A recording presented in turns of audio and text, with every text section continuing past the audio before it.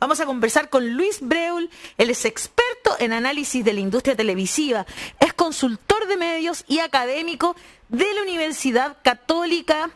Tiene unos textos que nos gustan mucho y por eso lo invitamos hoy día para hablar de libertad de expresión y de todo lo que está pasando este último tiempo. ¿Estamos viendo farándula política quizás en televisión? Luis Breul, bienvenido a La Voz de los que Sobran. Muchas gracias por conectarse esta mañana con nosotros. Hola. No, muchas gracias por la invitación. Qué bonita la taza que tienes ahí. Encantado. Sí, una taza es de un café de Rosario, de Argentina, que se llama El Cairo, que era el café preferido de Roberto Fontana Rosa. Mira, qué entrete. Él es escritor y dibujante. A propósito de que hoy es el Día del Libro, una taza muy ad hoc. Tal cual. Absolutamente. Absolutamente. Luis, te queríamos invitar, porque fíjate que estábamos conversando recién de lo que había pasado en el Congreso. Evidentemente los temas que se toman en la agenda tienen que ver con el 10%, ¿verdad? El impuesto a los súper ricos. Pero también pasan otras cosas que a veces pasan un poquito coladas. Y fíjense que hubo una reunión de la Comisión de Cultura. Ustedes saben que la cultura es de las áreas que se han visto más afectadas con la pandemia, por razones evidentes. Y pasó algo muy curioso en la comisión. Fíjense, este subsecretario de las Culturas solidarizó con Florcita Motuda, o Raúl Alarcón, como se llama realmente, el diputado acusado de abuso y acoso sexual. ¿Les parece que veamos el video y lo comentamos entre los cuatro a la vuelta? Aquí está. Okay. Se supone que está. Gracias. Ahora sí. Ahí está. Saludarla a usted, creo que me toca bajo su presidencia asistir a exponer, saludar a Claudia, a Macarena, a los parlamentarios de la comisión, en especial al diputado Alarcón, que sé que lo ha pasado mal en el último tiempo, independientemente de las razones. Siempre cuando alguien está pasando mal momento hay que recordarlo y mandar las buenas energías. Ahí está el saludo especial. Yo no sé qué es lo que piensan ustedes, a mí me llamó poderosamente la atención el saludo especial que le hace el subsecretario de la Cultura a Florcita Motuda, que está acusado de abuso sexual. No sé si era necesario. Él se llama Juan Carlos Silva Aldunate, es subsecretario de las Culturas y las Artes y solidariza de esta forma con Florcita Motuda, más conocido como Raúl Alarcón. O al revés. En realidad, perdón, Raúl Alarcón, más conocido como Florcita Motuda, ahí sí.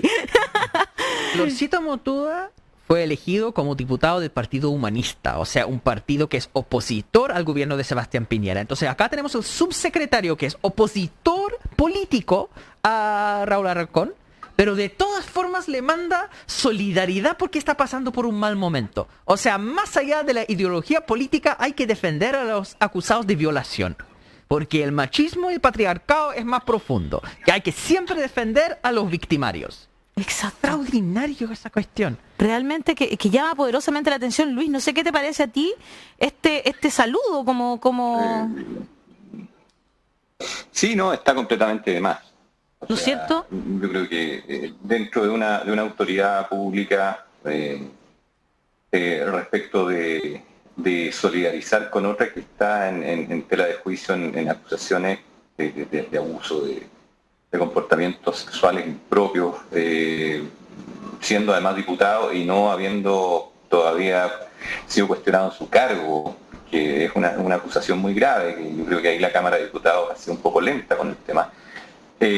No compete solidarizar con él. O sea, yo solidarizo con él, ¿por qué? Porque lo está pasando mal, y lo está pasando mal, ¿por qué? No hay ningún raciocinio lógico de expresión de una solidaridad que además es gratuita. O sea, ¿para qué se la da? Nadie se la pidió de partida y no corresponde. Claro. Pero ahí entra el tema de libertad de expresión. Que uno esperaría como que ciertas cosas no se dicen, ¿ya? Porque hay cosas que son al final insultos, que son ataques, lenguaje, no sé, racista, homofóbico, violento. Y eso de solidarizar con una persona acusada de violación, ¿dónde está la solidaridad con las víctimas de la violación? Sí. De parte de una autoridad pública yo encuentro eso como violentísimo. Sí, él habla en nombre del Estado, de los administradores actuales del Estado, entonces es complejo. Debería haberse restado. Es complejo hacerlo, más allá de que... Sí, absolutamente, sí. No hay ningún sentido ahí. Que no tiene, claro, no tiene primero no hay necesidad de solidarizar con él. ¿En qué grado sabe él que lo está pasando mal? ¿Por qué? O sea, no hay, no se explica, no se entiende. No tiene fundamentos tampoco. Sí, y no tiene fundamentos. O sea, ¿cuál es el fundamento para solidarizar con alguien que lo pasa mal? Porque en realidad tiene denuncias de acoso y violencia sexual, directamente. Violencia sexual, claro, directamente. Entonces ahí hay un tema que mientras no se zanje, yo creo que uno no puede sencillamente condescenderse con quien está siendo denunciado como el victimario. O sea, ahí hay que esperar a los tribunales y luego, exacto. Bueno... Ahí se le hará un desagravio si es que él sale inocente, etcétera, ¿no? Luis, a propósito de lo que decía Hassan, que esto se cruza justamente con la libertad de expresión. La libertad de expresión tiene ciertos límites. Siempre esa es una discusión que se lleva, y más aún ahora que ha salido el ejército, ¿verdad?, la armada, el ejecutivo, ¿verdad?, a tratar de ponerle cortapisos a lo que sucede, por ejemplo, en la red, ¿verdad?, que es un canal de televisión abierta, y al parecer les llama profundamente la atención que este canal díscolo, ¿no?, como que se sale de la línea editorial hegemónica habitual de los canales de televisión, y se manifestaron, y eso es lo otro que a mí me llama poderosamente la atención, sobre el humor, ¿no? Cuando han aparecido realmente ex militares o ex carabineros que dan cuenta de situaciones similares a las que se relatan en este sketch que estamos viendo ahí, una fotografía de políticamente incorrecto, ¿verdad? Resulta que no hay estas cartas, no hay estos llamados, es cuando se trata de un programa de humor que los pone ahí en evidencia, ¿no? ¿Qué te parece a ti lo que ha sucedido y cuáles deberían ser, si es que tienen, ¿no es cierto?, los límites de la libertad de expresión? O sea, mira, el problema yo te diría que es más estructural en Chile. Compete o es analizarlo en general con una deriva autoritaria que nunca ha cesado en el país desde el régimen militar, desde la dictadura en adelante. Aquí hay un tema de cómo el ejército se para frente al país, cómo conciben las Fuerzas Armadas su rol como una suerte de garante superior frente al orden social que hay que cuidar, que hay que proteger. Y sobre todo hay un tema muy sensible con los relatos que en realidad van a contrapelo con esa idea, ¿ya? Porque en el fondo reportan para ellos un atentado directo a su honra y al honor militar en términos del rol que han cumplido en la historia de Chile, desde la perspectiva de ellos. Claro. O sea, hay que entender acá, primero, que lo que está en juego para ellos es esa molestia de no sentir que no se les respeta, digamos, como antes. Que son objetos de parodia, por un lado, y que además ellos tienen una rápida respuesta, una rápida movilización ante esta parodia, que en el fondo es una parodia como cualquier otra parodia política que toma a una institución o a un personaje contingente para hacer humor político. Eso pasa aquí y en cualquier país. El tema es que acá no se soporta, porque además estamos nosotros todavía viviendo una suerte de momento muy autoritario. Hay que ver el rol del gobierno en la pandemia, hay que ver también las posiciones que hay respecto de la toma de decisiones en políticas públicas, como el tercer retiro, la forma como se asumió también la información en el contexto del estallido.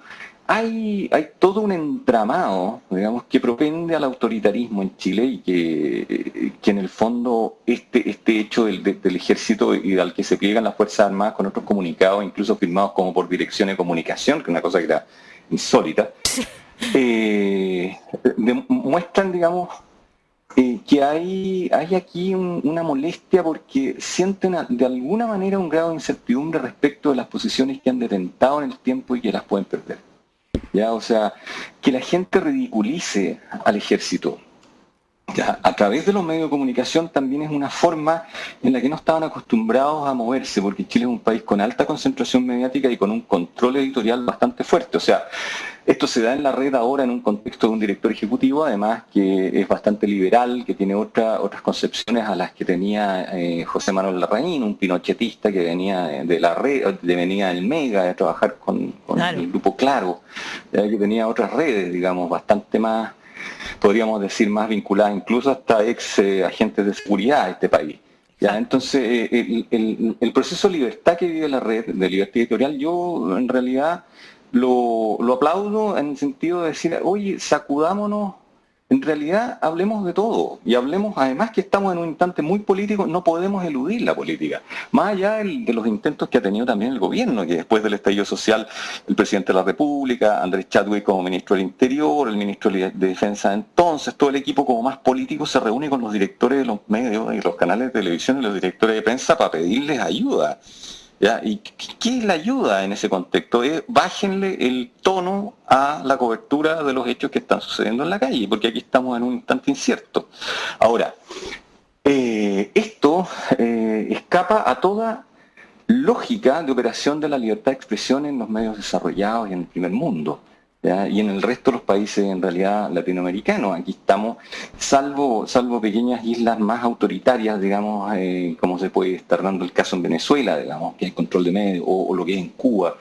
Pero en países democráticos esto no se concibe. O sea, aquí hay derecho a la parodia y derecho a la réplica, mientras no se ofenda la honra de las personas directamente. Claro. No se injurie, no se levanten calumnias.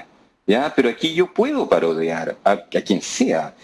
El tema es que el ejército no lo acepta porque hay una cultura autoritaria y una cultura de poder y de una cultura más bien también simbólica del rol que ha tenido el ejército en la historia de Chile, que se pone en juego, se pone en entredicho, se les ridiculiza, y la rapidez con la que operan para reclamar, yo la habría querido para explicar todas las platas que han gastado en viajes, en todos estos entramados que están investigados de fraude, de cómo el alto mando del ejército hacía estos enjuagues, digamos, con las agencias de viajes para sobrepagar paquetes de turismo, claro. O lo que pasa con el Paco Gate, ¿ya? O sea, que son dos íconos también de la corrupción dentro de estas mismas instituciones. Entonces, ahí yo no sé con qué cara se molestan por una parodia cuando no dan explicaciones de realmente esas conductas que son absolutamente impropias, ilegales,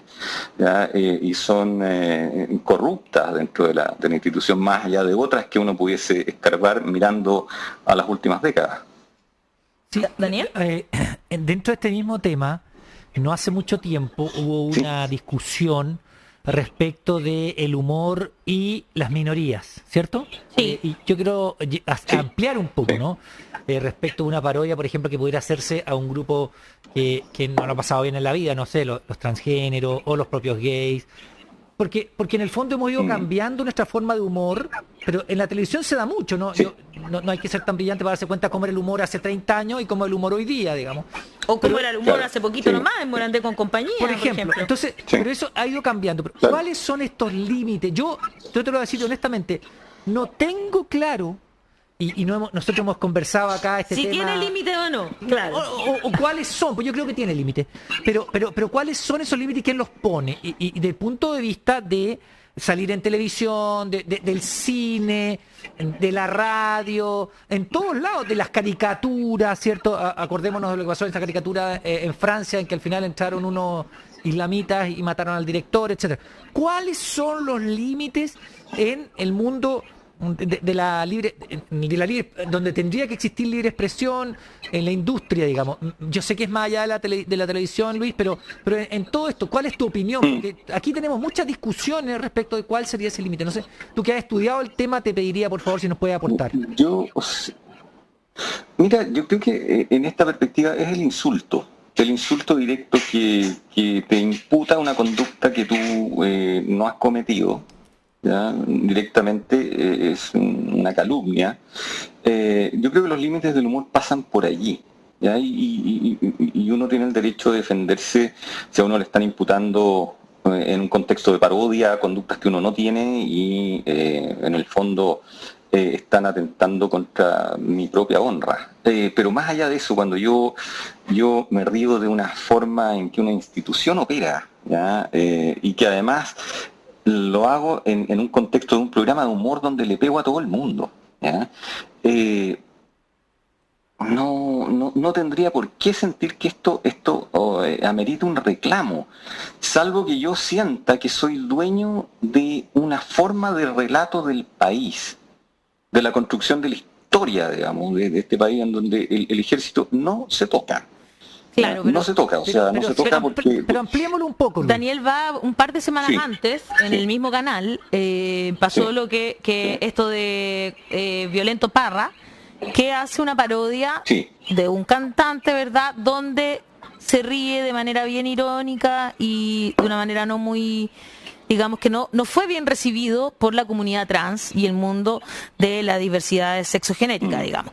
Entonces, esa es como la pregunta que nos hemos hecho harto, como que la hemos conversado muchísimo, a nosotros no le hacemos quita el debate, nos gusta debatir sobre estos temas. Entonces, ¿qué piensas tú, Luis, sobre ese tipo de cosas, digamos? En general corresponden mucho a una forma de humor que tenemos arraigada, que es la burla, mediante la denostación, ¿ya? Y la exageración, y la burla respecto de los modos del otro, ¿ya? Recuerdo hace, no sé, hará unos 8 años a lo mejor, también una rutina de humor de un lagarto. Sí, Murdo, el lagarto Murdo. Sí, claro. Que habló justamente, se burló del holocausto y de los judíos que eran quemados en horno, ¿ya? Yo creo que hay una cosa que tiene que ver con el criterio también, ¿eh? Con que cuando yo ejerzo el humor debo tener un criterio suficiente para saber cómo estoy afectando a otros, cómo los estoy tratando, y si realmente amerita eso hacer un chiste. Eso, digamos, en la condición de cómo yo monto ese relato, de lo cual creo que me estoy riendo. Me estoy riendo de la esencia del otro, me estoy riendo de una situación que le pasó al otro. Yo creo que por ahí va un poco a despejarse mejor el tema, porque cuando yo me río porque hay que reírse los gays, ¿ya? Porque son amanerados, porque yo me río de los trans porque creo que son ridículos. Estoy haciendo primero un juicio que podría decirte casi como ontológico del otro, en donde yo digo que eso es digno de risa. Y es allí donde yo tengo que poner límites, ¿ya? Porque en el fondo me estoy riendo de una condición humana, ¿ya? Esto es un problema del humor en Chile. ¿Ya? Yo te diría que no tiene que ver netamente con que hoy día es complejo reírse de grupos de los que antes uno se reía de tajo, del amaneramiento en cierto sentido exagerado del homosexual, de las suegras, de los gordos, de los pelados. ¿Ya? Siempre había que reírse de una suerte de defecto del otro. Esa cultura yo creo que amerita una fuerte revisión interna, ¿ya? Porque hoy día eso no cuadra, no cuadra con los tiempos, no cuadra con las reivindicaciones de dignidad que cada grupo levanta y de la cual amerita tenerla, ¿ya? Entonces aquí yo creo que hay problemas que son más complejos con el humor, que tienen que ver con el criterio que yo tengo para realmente poder hacer humor. ¿Ya? Cuando yo parodio a alguien, como las parodias de Políticamente Incorrecto apuntan mucho más a un juego de segundo orden, ya a un entender la realidad, y desde la realidad cómo los actores se han movido, hablan, se excusan, se eluden responsabilidad o digamos participan de esto, y yo con esto monto un juego que para que yo lo disfrute primero tengo que estar informado, ¿ya? Tengo que entenderlo. Ya tengo que entender la realidad, estar al día, y desde allí ver cómo el ingenio hace que yo tuerza un poco las formas de relatar acá y exagere situaciones, pero que no es lo mismo que cuando yo me estoy riendo de la condición de otro porque yo creo que es amanerado o porque yo creo que se exagera en su look frente al mundo, en su forma de vestirse, en los gustos que tiene. Yo creo que por ahí va el asunto, fíjate. Y de hecho, sí, el tema de la libertad de expresión se cruza con esto también, porque claro que yo debo tener la libertad para expresar cualquier tipo de ideas, pero en el fondo yo no puedo tener la libertad sencillamente para denigrar a otro, claro, en su condición más esencial de identidad. ¿Y quién dice Yo creo que ahí hay un límite. Qué interesante. Eso es la pregunta que hace Daniel, es lo más importante ahí. ¿Quién decide lo que es denigrar y lo que no? Yo creo que la libertad de expresión es un espectro y tenemos que distinguir. Por ejemplo, hay ciertas cosas que no se puede decir que son cosas penadas por ley, ¿ya? Porque uno no puede calumniar a una persona, ¿cierto? O injuriar. Eso es injuriar, mentir directamente. O injuriar. Esa persona Sí, claro. está condenado por asesinar. Si es mentira, eso entonces no se puede hacer, ¿ya?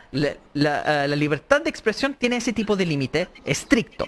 También hay otro tipo de límite que se vincula con discursos de odio, donde en la legislación donde eso existe en países anglosajones son muy precisos. Un discurso que está dirigido precisamente a generar un ataque contra una persona específica. John Stuart Mill en ese famoso libro... Los polacos en Alemania. Sí, por supuesto. John Stuart Mill en Alemania no se puede decir polaco, digamos. Como insulto directo, pero hay una diferencia que John Stuart Mill hace sobre la libertad, donde dice, uno puede hablar en abstracto sobre el hecho que los mercaderes que venden maíz terminan quitando comida a los hambrientos. Pero uno no puede pararse frente a la casa de una persona que vende maíz y decir, esta persona es el culpable de estar dejando a tus hijos sin comida. Porque ahí hay como una especie de amenaza directa que podría generar violencia. ¿Ya? Entonces lo que hace el sistema judicial es hacer el vínculo entre el discurso y la consecuencia de generar odio. Y muchos de los chistes que son directamente denigrantes se vinculan con eso de generar riesgo de la vida de esas personas, porque al final no son seres humanos y por ende uno puede hacer cualquier cosa con ellos. Exacto, ¿ya? una mujer trans tiene un promedio de vida de 35 años en Latinoamérica. Entonces hay cosas donde se ponen límites cuando se puede establecer que ese tipo de humor se vincula con violencia directa. Pero después hay otro tema que aplica más de lo que estaba comentando Luis, que tiene que ver con el criterio, que no es directamente penado por ley, sino que hay cuestiones de la línea editorial de las instituciones. ¿Ya? Y la línea editorial no es una censura directa. Las personas pueden decir muchas cosas que nosotros encontramos feas. Se puede decir chistes machistas, chistes sexistas, se puede decir cualquier estupidez. Uno puede ser pinochetista, eso es una decisión personal. Y incluso cuando el Parlamento debate el tema de las leyes antinegacionismo, nadie está diciendo que un pinochetista en su casa no puede expresar sus opiniones políticas. La pregunta es, ¿quién le da plataforma a esas personas para expresiones públicas? ¿Ya? Entonces, en la misma Alemania existen discursos nazi, por supuesto. ¿Y dónde se expresan esos? Sí, claro. Las personas se paran en una esquina y gritan. Lo pueden hacer, pero eso no implica que van a estar en la televisión pública pudiendo, porque hay un límite de tiempo, porque estas voces se reproducen. Lo escandaloso de los discursos pinochetistas es que están en primera portada en periódicos de circulación masiva, subsidiados por grandes empresarios que tienen esa misma ideología. Entonces, el tema ahí de la línea editorial es mucho más complejo, porque tenemos claro, creo yo, el tema de prohibir discursos que son de odio, que son directamente violentos. Pero cuando entramos en el tema de cómo definimos en un contexto de libertad de expresión, cuáles cosas entran dentro del discurso público avalado hacia la palestra pública, ahí hay como una dificultad que América Latina ha enfrentado mucho, ¿no? Rafael Correa dijo, se confunde la libertad de la prensa con la libertad de los dueños de la prensa. Si tenemos los dueños de la prensa como un grupo concentrado, que controlan entonces los discursos que salen a la masividad, hay un problema donde no están solamente expresando su derecho a libertad de expresión, que por supuesto tienen, sino que están excediendo en eso. Claro. Y se nota mucho en el ataque contra la red, porque ahí hay una línea que es universal o hegemónico y homogéneo. Y el momento que alguien sale de eso, el problema que ellos tienen es con el pluralismo en sí. Entonces yo creo que Y ese problema lo tiene el ejército, porque el Mercurio en su editorial salió defendiendo a la red, porque está defendiendo justamente lo que tú estás diciendo, esa posibilidad de seguir siendo muy poco plural y solo de un lado, ¿no, Luis? No, por supuesto que hay una línea editorial que se está explotando con un cierto tipo de interpretación de la realidad, de prismas de realidad, pero también de forma de debatir la realidad. Si en el fondo lo que pasa es que estamos... ¿Por qué llama tanto la atención lo de la red? Porque en el fondo no está dentro del arco, del frame con el cual opera la prensa en Chile y opera el resto de los canales, ¿ya? Pero tienen todo su derecho en hacerlo, ¿ya? Aquí estamos en el fondo ante un problema que es de libertad de expresión, de derecho a tratar los relatos de la realidad desde la perspectiva que ellos quieran, ¿ya? Reírse de lo que quieran, informar de lo que quieran, tener a los panelistas que quieran, tener a Checho Irane como lo tienen, ¿ya? Y a otras periodistas que tienen otras tendencias. Pero yo te diría que esto obedece a un problema macro que tenemos en Chile y que se expresó en el contexto del estallido social. Si en el fondo, en ese minuto, de hecho, aquí estamos en un tema que es sensible, pero que hubo mucha gente que salió de la televisión porque molestó, su discurso molestó a los administradores de los canales. ¿Ya? O sea, porque no se cuadró con lo que era como lo habitual que ellos esperaban de la forma de conversar la realidad, ¿ya? De hecho, yo salí cuando estaba José Manuel Larraín. Hubiese estado Víctor Gutiérrez, no me sacan. Justamente. Y yo, y a mí, no, bueno, de que a lo que va Luis, es que lo dijo recién, pues antes estaba un señor que era pinochetista. Sí. El poder de los dueños de la prensa que determinan la línea editorial. Claro. Entonces yo insisto en la pregunta, ahora, ¿cómo se puede resolver? La pregunta, que nunca hiciste pregunta. Perdón, la pregunta es ¿cómo se resuelve eso? Porque una cosa es calumniar y se saca eso, pero ¿cómo se responde a esa necesidad de desconcentrar medios? Porque después llegan con el discurso que cualquier acción que se toma contra los medios es atentar contra la libertad de expresión.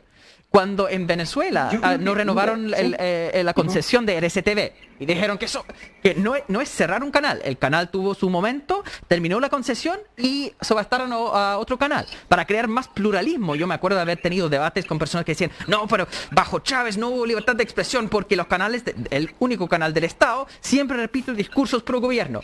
Pero habían como 20 canales privados, todos repitiendo cosas en contra del presidente, hasta llamando a golpe de Estado. Fue impresionante. Entonces hay un problema donde la prensa privada, cuando reacciona así como en los intereses de los dueños, hace muy difícil crear una verdadera libertad de expresión con pluralismo, con diversidad. Y dice, no, en las democracias no se cierran canales de televisión. Perdóname, en Inglaterra cerraron Press TV, así abiertamente. Y nadie dijo pío. Me impresionó, porque es un canal que es propiedad del Estado iraní. Entonces, ¿dónde está la libertad de expresión? Si de prensa, de expresión, se puede cerrar canales. Estados Unidos lo hace todo el tiempo. Con el STV trataron de hacerlo, con Press TV lo hicieron. Entonces, ¿por qué lo cierran?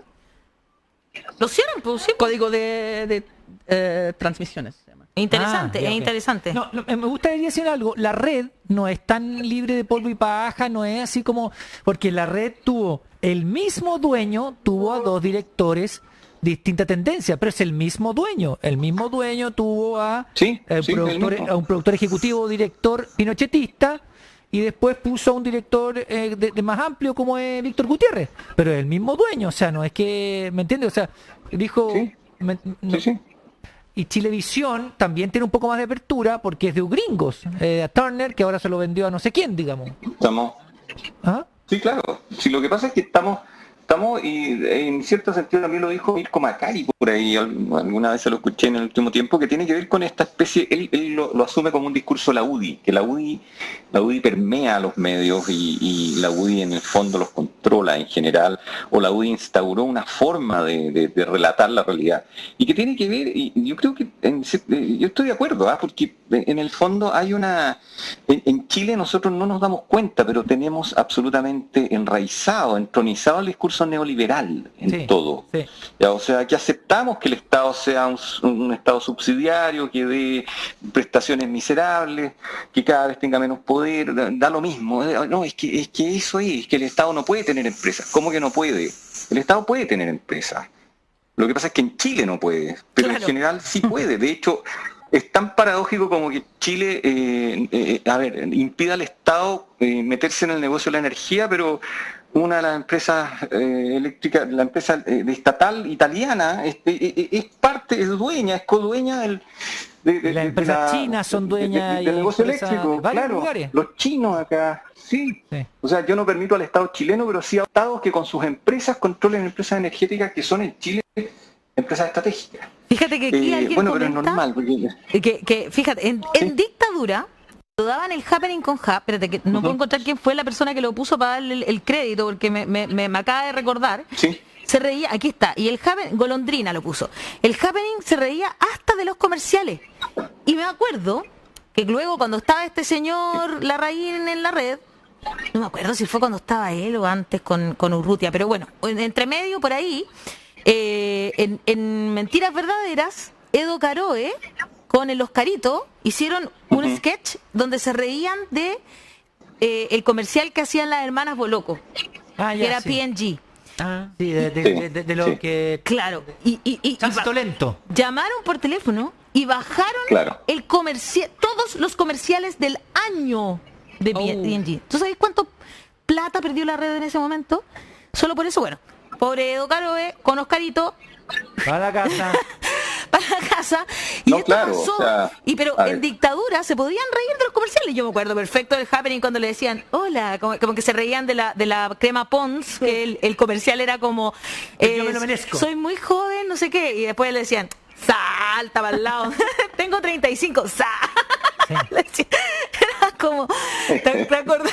No, claro. O sea, si tú te das cuenta, a ver, lo mismo que pasó en el estallido con Juan Sutil cuando baja el Claro, programa, también.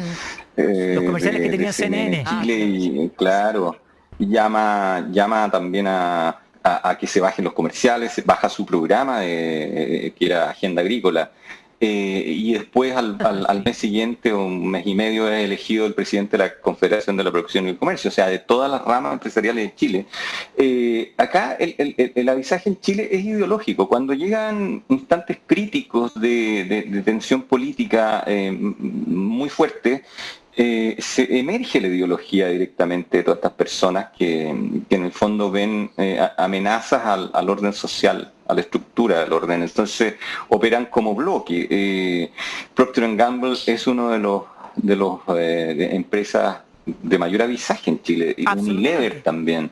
El retail, la banca, las telefónicas, las telecomunicaciones, digamos. Entonces estamos en un entramado donde además los ejecutivos chilenos ahí todos, uno sabe cómo piensan, son personas que pertenecen a los grupos de élite que siempre se han sentido dueños de Chile, dueños del derecho a la palabra y de determinar de qué se habla también. Si, una de los reflejos de esto es el populismo, ponte tú. Cuando se habla de populista, de todo lo que uno cree que no se condice con la real capacidad de ejercer el poder. ¿Por qué yo puedo pensar que alguien no tiene la capacidad de ejercicio del poder? ¿Por qué lo tildo populista? Así que no es populismo, populista. Es porque sencillamente yo siento que el poder en Chile se estructura y se articula desde espacios donde esa persona no está. Y si no está y está ofreciendo cosas, es un mentiroso. Bueno, pero yo también puedo exigir mi derecho a estar en ese espacio donde se toman decisiones de poder. Claro. Pero además, aunque no lo tenga hoy día. Incluso eso se le llama últimamente la izquierda democrática y la izquierda no democrática. Así la disfrazan. Se justifican, ¿no? Claro, se justifican de esa manera, de que no inviten a ciertas personas. Yo hoy día escuchaba a Genaro Arriagada en una radio y decía, bueno, y con los sectores más moderados, a ver, ¿qué te creís tú de llamar a algún sector, de decirle, o sea, perdón, es como que nosotros le dijéramos a él vendido, dices tú, una cosa así. Pero es que no, es decir, pero hay otros que dicen hay que conversar con la izquierda democrática. Bueno, en el Parlamento está la izquierda. Señor, ¿qué completa. ¿Qué dijo? Son democráticos todos, porque están en el Parlamento y creen en el sistema. No, la izquierda democrática versus la izquierda. No hay izquierda no democrática en el Parlamento, es muy poca la izquierda no democrática en Chile, además. No. Muy poca. Igual cada vez que escucho a Genaro Arriagada estoy impactado del hecho que sigue vivo. Es como... Bueno, es lo mismo que pasa con Oscar Guillermo Garretón. Sí. Oye, sí, las otro que editoriales se de dio Guillermo empresario. Garzón son de antología. Sí. Totalmente. O sea, Pero yo no basta lo ver he quién lo visto a él. financia, Él solamente escribe columnas y yo creo que esas columnas pueden ser Sí, autogeneradas. Como por alguien que... Sí, es como una máquina de tiempo que sale así Pero, como... mira, estaba con una investigadora, una comunicadora, estábamos escribiendo un texto para un libro que se va a editar próximamente en Claxo. Y nos tocó hacer un seguimiento que propusimos a cómo se cubrieron los 10 días previos al primer retiro de fondos de la AFP a través del Mercurio. Ah, qué buena. ¿Ya? Qué Oye, buena, y qué un buena. 95% de la información cubierta de las notas periodísticas que se entregaron, las entrevistas, todo el 95% de las notas eran contra el retiro. No te puedo creer. 95%. Sí. Bueno, habría que hacer lo mismo con el apruebo y el rechazo, que también yo creo que va a dar un porcentaje similar. Si uno hace el estudio, yo no tengo estómago para leer el Mercurio, pero y yo digo, leo la tercera los fines de semana, pero no tomo desayuno para no... Entonces... Para que no te haga mal, dice. Claro, leo primero... Y también es lo mismo. Y por eso nosotros hacemos el contraparte. Claro. Aquí usted va a encontrar un 100% a favor del retiro. Después del apruebo. Claro, porque existimos en un universo fuertemente... Claro, tratamos de hacer el contrapeso, que nos acusen de Lo algo. que pasa es que es el discurso oficial que lo decía, no el discurso oficial que no acepta a otros que piensen No que están acepta. fuera del establishment. O sea, tú no Claro, puedes. claro. La red se salió, no puede ser. Hay que ¿Cómo llamar es a posible? Estados Claro. Unidos No puede porque ser. se salió del establishment. Sí. Un poco también Julio César. Sí. Y lo demás da lo mismo, lo de lo que sobra es Claro. chico, no importa. Esa es como la del Eso expreso. así nos miran, claro. Así De hecho, nos no nos nombran, ¿eh? Pero O sea, Pero son míos. es como incluso el derecho a pensar correctamente. O sea, yo tengo la capacidad de pensar, pero tú no. Claro, Eres periodista, claro. eres un bruto, eres un farandulero, o sea, la prepotencia intelectual también de personas dentro del ámbito de las élites que se circulan en estos centros de pensamiento de la derecha, tienen esa misma visión y ese mismo sesgo de decir también que aquí la prensa es, cuando no les es favorable, la prensa es una mierda. Claro. Es un espacio, sí, un espacio de gente imbécil, frívola, precario intelectualmente, que se dedican a hablar burradas porque les gusta armar lío. Como farandulizar, como dicen ellos. Claro. ¿Qué es farandulizar? ¿De qué están hablando? O sea, yo creo que si me dedico a analizar en serio, ponte tú, las campañas presidenciales últimas, hablar de tiempos mejores, es un eslogan que podría ser perfectamente populista, engañoso, farandulero, lo que uno quiera, vacío. Y bueno, y ganó. Y ahí está. Y O los niños primero. y aquí lo tenemos. Los niños digamos. primero. Los niños Claro, primero que los ahora niños- no quieren que los niños entren a la primero. convención constitucional, no pueden ni siquiera opinar. Te voy a leer un par de mensajes, Luis. Alicia Vergara en Facebook escribió: el sketch de la red fue un triste y necesario recordatorio de lo que pasaron muchos jóvenes del ejército en estos tiempos. Los que tuvimos familiares dentro de ese infierno sabemos que fue verdad. Es bueno recordar que hay muchos negacionistas. Claro, a mí eso me llama la atención, que cuando fue de verdad el general, un ex persona del ejército, a hablar sobre las vejaciones a los propios personas que estaban entrando al ejército, no reclamaron nada, pero cuando hubo un sketch, sí, increíble. Julio San Martín dice: la burla, como cualquier crítica, no escriban tanto, chiquillos, por favor, que se me pierden los comentarios que estaba leyendo. De verdad se me perdió. Aquí está. La burla, como cualquier crítica, debería enfocarse en los hechos, las situaciones, y no afectar a las personas en su dignidad. También el poder. No es igual reírse de los poderosos que los vulnerables. Comparto eso con Julio San Martín. Y me acuerdo que Villota siempre me decía algo, que también pertenecer a una comunidad y reírse de esa comunidad, por ejemplo, como la Botota Fox, cuando se ríe de las mismas formas de los trans, genera risa, porque es ella misma que se está molestando a sí misma. Es distinto que cuando viene otra persona que es hetero y cis, se está riendo de una comunidad. Luis Preul muchas gracias por estar esta Muchas mañana en La Voz de los que Sobran, analizando libertad de expresión, humor y estos nuevos medios que también empiezan a salirse un poquito del establishment. Muchas gracias, Luis, que estén muy bien. Sí, no, un gusto. Chao, chao. Igual que estén bien. Un abrazo, Daniel, también. Chao. Oye, y nos vamos rápidamente